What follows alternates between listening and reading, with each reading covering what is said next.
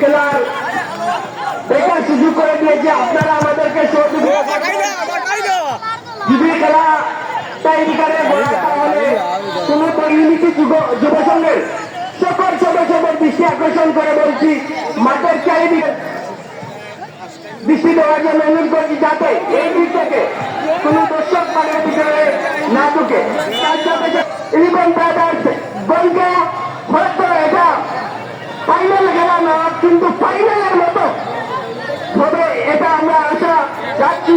আমরা যতটুকু জেনেছি ওপরে দলেই বাংলাদেশের উক্ত খেলাটি দেখার জন্য রবীন্দ্রনাথ ইউনিটি যুব সংঘ আপনাদের সকলকে জানাচ্ছে সাদরে আমন্ত্রণ। ধন্যবাদ। সেই কাঙ্ক্ষিত গোল অর্জন করে নেওয়ার জন্য মরিয়া হয়ে গেছেন হাজারের মধ্যে অভিজ্ঞদের একজন খেলোয়াড়, 6 নম্বর দর্শকের খেলোয়াড়, কিন্তু না আলাদা একজন খেলোয়াড় অভিজ্ঞদের ছুটে এবং 6 নম্বর দর্শকের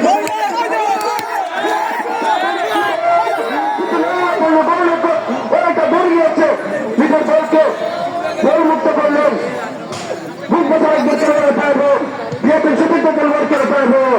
হালকা করে বাড়িয়ে দিয়েছেন, সেখানে কোনো খেলোয়াড় না থাকায় ছোড়া দেখা যায় দুটো বড় চেষ্টা, আক্রমণের চেষ্টা, কিন্তু না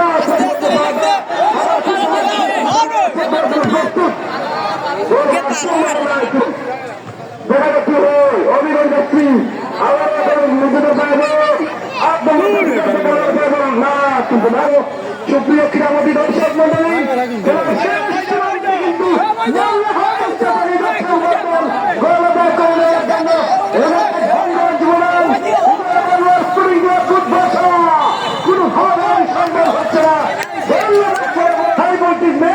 হবিগঞ্জ ইউনাইটেড এবং বিজয় বাংলা স্পোর্টিং ক্লাব বুধবাসার মধ্যকার গোলরক্ষক তার নিয়ন্ত্রণে বল।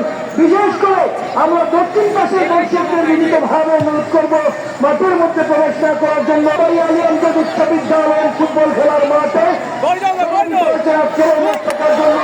আপনারা আমাদেরকে সহযোগিতা করে যুব সংঘের সৈনিক সেই হিসাবে আমি মনে করবো আপনারা আমাদের ভাই, আপনারা আমাদেরকে সহযোগিতা করবেন।